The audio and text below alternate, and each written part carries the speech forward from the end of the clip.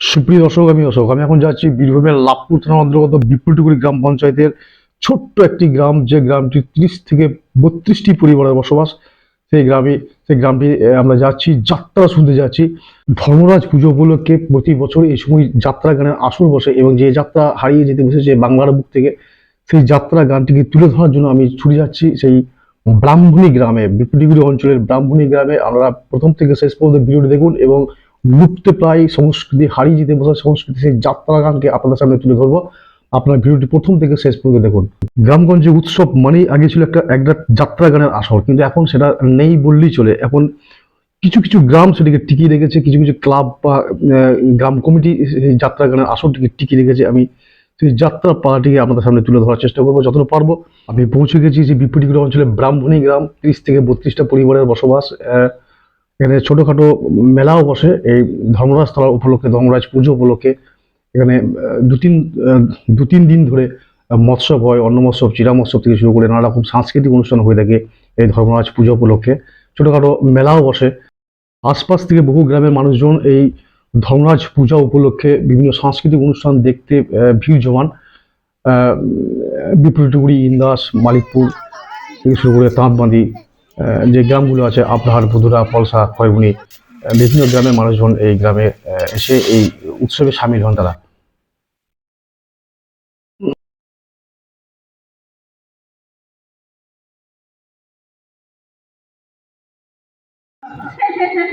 কোন চরিত্র অভিনয় করছে? আমার নাম বরুণ ঘোষ। রাঙামাটি নাট্য সমাজ আমাদের অপেরার নাম। আমরা এসেছি কোপাই থেকে, বীরভূমের কোপাই। আমার হয়ে বাচ্চু চক্রবর্তী আমাদের এই অভিনয়ের আজকের খল চরিত্রে অভিনয় করছে। বাচ্চু চক্রবর্তী কথা বলবে। আমাদের শুনলেন দল ম্যানেজারের কাছ থেকে। আমাদের টিমের নাম হচ্ছে রাঙামাটি নাট্য সমাজ। এটা আমাদের শখের থিয়েটার, শখের নাট্য মানে দল, যেখানে আমরা বিভিন্ন জায়গাতে পারফর্ম করে বেড়াই, গ্রাম বাংলায়। এবং এই শিল্পটা, এই যাত্রা শিল্প আজকের দিনে প্রায় মৃতপ্রায় একটা শিল্প। পুরোনো দিনে আমরা দেখেছি প্রত্যেক অনুষ্ঠানে গ্রামে গঞ্জে যাত্রা গান হতো, এবং সেখানে প্রচুর ভিড় হতো। মানুষজন বিভিন্ন দূর দূরান্ত থেকে যাত্রা গান শুনতে আসতো। ছোট ছোট ছেলেমেয়েরা তাদের বাবা মায়ের হাত ধরে যাত্রা গান শুনতে আসতো। এখন প্রায় শেষের মুখে। আমাদের মেন প্রয়াস এই যাত্রা শিল্পটার পুনরুজ্জীবন ঘটানো গ্রামীণ ক্ষেত্রে। আর লোকশিক্ষার একটা সর্বোৎকৃষ্ট মাধ্যম হচ্ছে যাত্রা, ঠিক আছে? যেখানে ছোট ছোট ছেলেমেয়েরা তাদের বিচার করার ক্ষমতা সেটা তারা প্রথম থেকে দেখতে শেখে, ভালোকে ভালো, খারাপকে খারাপ হিসেবে তারা জানতে শেখে। তো এই আগামীতে যাতে যাত্রার শিল্প আবার তার সুনাম ফিরে পায়, এর জন্য আমরা সদা সচেষ্ট। আপনার নাম? আমার নাম বাচ্চু চক্রবর্তী। আমি এই যাত্রাপালায় খল চরিত্রে অভিনয় করছি। যাত্রাপালার নাম হচ্ছে ভালোবাসা শুধু যে কাঁদাই। নির্দেশক হচ্ছেন স্বনামধন্য নির্দেশক, তিনি নিজের নাট্যকার এবং দূরদর্শন শিল্পী মাননীয় শ্রীযুক্ত নবকুমার ঘোষ মহাশয়। তার নির্দেশনায় আমরা এই বইটা এখানে মঞ্চস্থ করতে এসেছি। তো দেখুন।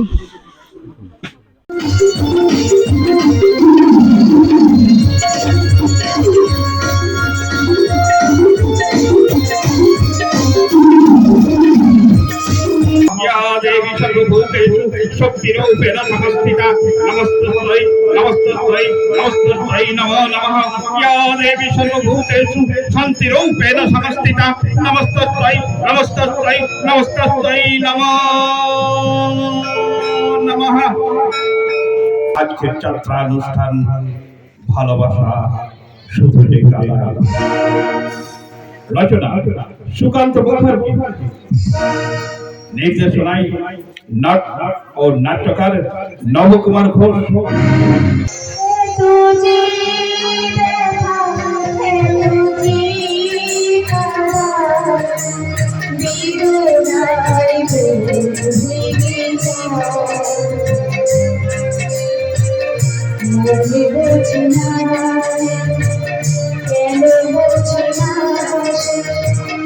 ভালোবাসা শুধু ঠিকানা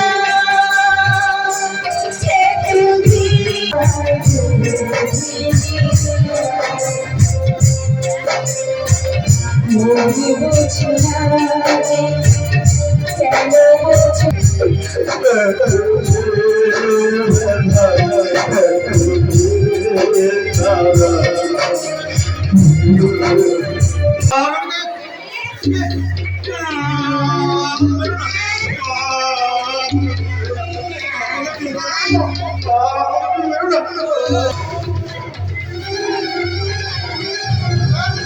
সবাইকে সতর্ক করে দে, এখানে স্নেহ মায়া মমতার কোনো মূল্য নেই। এখানে একদল শয়তান মানুষ ভালো মানুষের মুখোশ করে পেয়ে দিতে চাইছে মানুষের ভিতরে ভালোবাসার অধিকার। ভালোবাসা আনতে হয়। আসবো না ফিরে এই খেলাঘরে, আসবো না ফিরে এই খেলাঘরে, ওই আকাশ আমাকে ডাকে, ওই আকাশ আমাকে ডাকে, মতো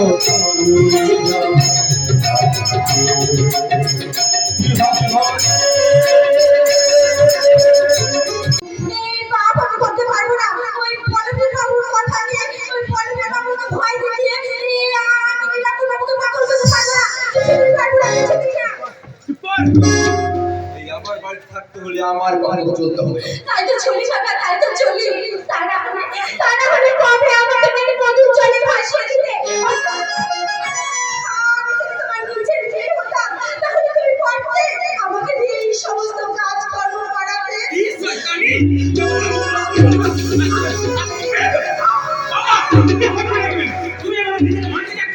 আমার সামনে তো শুয়ে দাও তোকাও ভাই তাই করো বাবা তাই করো তুমি আমার দিদি কে তোমাকে আমি শান্তি দেব। এই আমার বাড়ি থাকতে হলে আমার কথা মতো চলতে হবে। তার না হলে তোকে আমি বাড়ি থেকে বের করে দেবো। কথাটা যেন মনে থাকে। ভীষণ ভালোবাসি। আমি জানি আমি ভয় পাই, তুই আমাকে কতটা ভয় পাই। আমি চলে এসেছি। আপনি না দেখলে আমি যে থাকতেই পারি না। আয়সা থাকতে পারবো। বলি প্রেমের খেলাটা কতদিন চলবে? আরে আমার দিদিকে যদি এতই ভালোবাসো তাহলে তোমার ঘরে নিয়ে যাচ্ছে কেন? আমার শ্বশুর জামাই লোক, আরে আমার দিদি তোমাকে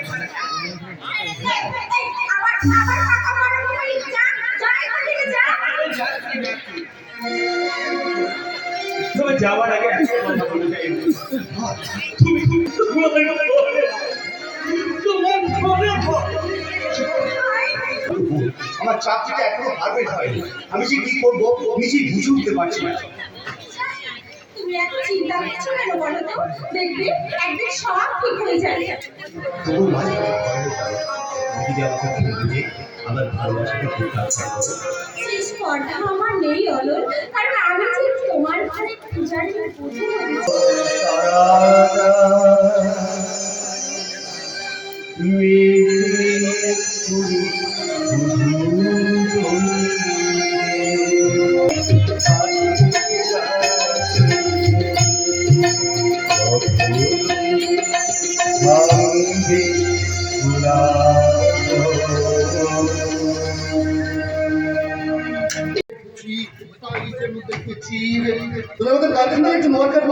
আপনি হ্যাঁ স্যার।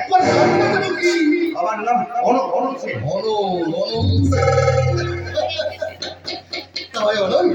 তোমাদের এই খেলা কতদিন চলছে? না মানে আরে লজ্জা পাওয়ার কি আছে, লজ্জা পাওয়ার কি আছে? তুই আমাকে কাছে মনে করে নিজের বোনের মতো বলতে পারবে। আমাদের দুজনের জন্য তো কাপ চা বানাতে আছে। আমি তখন আপনার সাথে একটু কাজের ব্যাপারে কথা শুনে নি। ঠিক আছে, আপনারা কথা বলুন, আমি জানি এক্ষুনি আসছি।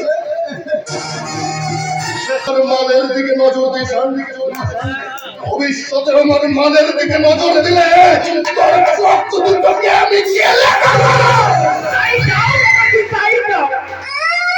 আমার ভাই থেকে যেখানে করলে একদম সম্ভব পুজোরে এবার শীত হয়ে সুপার ইচ্ছা হইল। আপনি চুপ করুন। আমি ফুলেদিকে ভালোবাসি। ভালো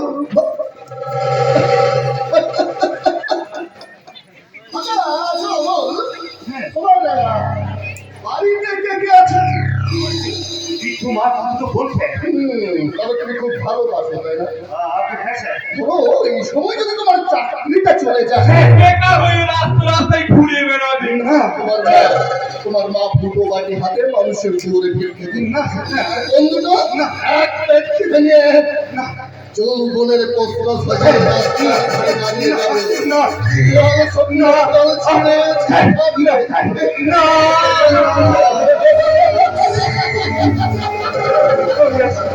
আমার চালিয়ে আসতে একটু দেরি হয়ে গেল।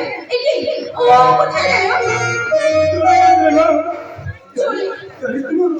আমি তো বিয়ে করার কথা বলতো অনল বললো যে আমি একটা হোটেল যাকে বিয়ে করবো ওই বন্ধু ভাবরতি করে অনল এই কথা বললো। কিন্তু আমি হোটেল সাজিয়ে তো আমাকে বিয়ে করতে চেয়েছিল। শুধু কি তাই, আরো অনেক অনেক কথা বলেছে যেগুলো বলতে আমার কণ্ঠ রোধ হয়ে আসছে। যেমন তুমি, ও বললো ভালোবেসেছিলাম একটুখানি এনজয় করার জন্য। অনলের কথা বলেছে? না না, আমি তোমাদের কথা বিশ্বাস করি না। আমি অনলের কাছে যাব, তাকে জিজ্ঞাসা করবো আমার ভালোবাসা সত্য নাকি তোমাদের কথা সত্য। আমি যাব, যেতে আমাকে হবে।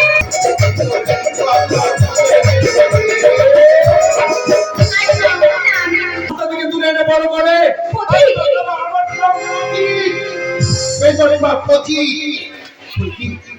আমাদের মতো মানুষদের কেউ ভালোবাসে না রে। এই পৃথিবীতে ভালোবাসার কোনো দাম নেই।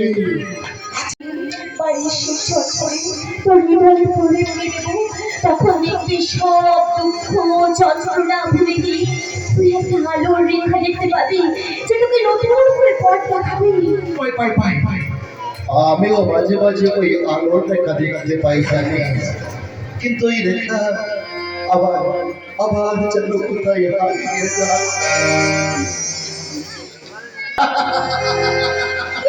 এভাবে হাসিস কেন? ভালো লাগা ভালোবাসা আমার মধ্যে আসে না। ভালোবাসি কথাটি মুখে বলা যায়, এমনি অনেক কথা থাকে অজানা। আমি তো ভাবিনি আগে ভাবছি তোমার। এই যে শুনুন, এক কথা বলবে না, টাকা ছাড়ুন, টাকা টাকা টাকা। বলছি বেশি বাড়াবাড়ি করে একদম চেষ্টা করবে না, টাকা ছাড়ুন টাকা। আমি যদি চিৎকার করে আমি বলি এই বৌদি, তোমার কিছু বলতে হবে না, তোকে আর কিচ্ছু বলতে হবে না। আড়াল থেকে আমি সব কিছু দেখেছি। এই যে বাবা তোমার পকেটটা দেখি, পকেটটা জলসলা, এই যে পাঙ্গানা একটা টাকাও হাটটা আছে। ওই হাটটা দে, এই বলছে হাটটা দে, হাটটা এই হাতটা নিবি তো? আইস না দে।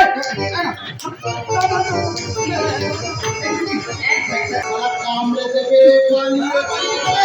আমাদের সম্পর্কে পালিয়ে যাবে, তা নাহলে আমরা কেউ বাঁচবো না। চলো চলো চলো পালিয়ে চলো। কোথায় পালাবি তুই? বল ঘুরি। এই মাটির নিচে লুকিয়ে থাকলেও এ দুটো চোখ তোকে নরম থেকে খুঁজে বার করবে। চল, বাড়ি চল বলছি। না, আমি আমার মতো ফিল করে যাবো না, আমার একদম ভালো লাগে, আমি যাবো না। যখন ভাই করে লাল করে রাখা হয়েছে, তখন তোদের মতো সাফের উপযুক্ত শাস্তি দিতে ভালো চলতে গেলে তো ভাব বলছে। কে তোর মধ্যে ছোট তোদের এত অহংকার, সেই তোর মধ্যে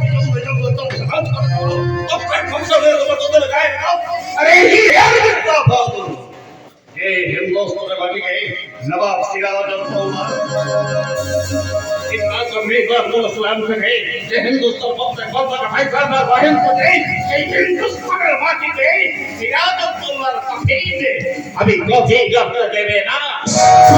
দাদা আমার ভালো জিন্দগি में মনে করতে চাই না, আমি এই অর্থ চাই ইন্তেকাল করছে জিন্দগি में কোথায় এই হাতে কখন করেছি হাজার কি হাতে এই বলা হিন্দুস্তানের উপর সেই অপরাধ করে চাই